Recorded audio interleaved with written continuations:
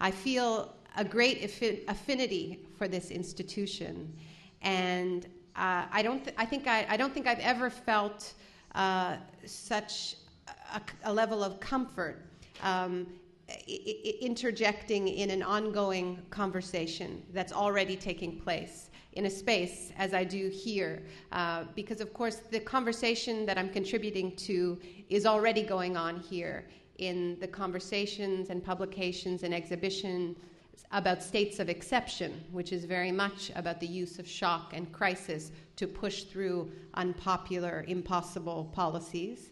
And also the current exhibition about apartheid as mirror and different kinds of apartheid, which is really very much in theme with the book. In fact, I finished the book with a vision of a future of disaster apartheid. That's the warning. That's where we're going if we're not careful. So I feel very pleased to be here tonight.